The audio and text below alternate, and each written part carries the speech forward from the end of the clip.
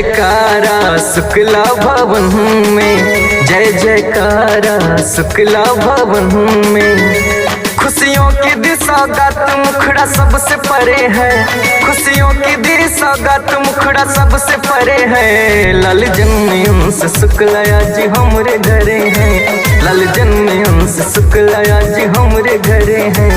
सौभाग्य मनीष जी क्या पुण्य करे हैं, सौभाग्य मनीष जी क्या पुण्य करे हैं। लाल जन्म अंश शुक्ला जी हमरे घरे हैं, लाल जन्म अंश शुक्ला जी हमरे घरे हैं। सबको देना तुम प्रकाश, तुम चांद की शीतलता, तुम तारों का हो एहसास।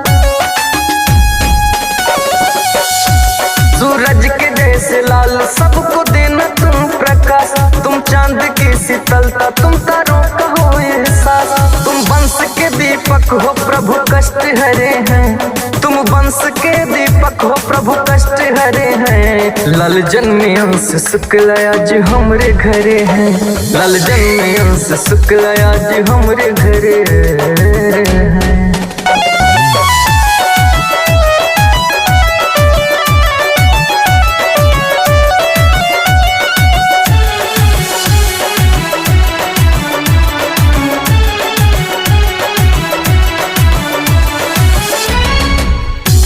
गोदी में खेलना और पलने में झूलना, माता पिता गुरुदेव का कीर्तन न भूलना।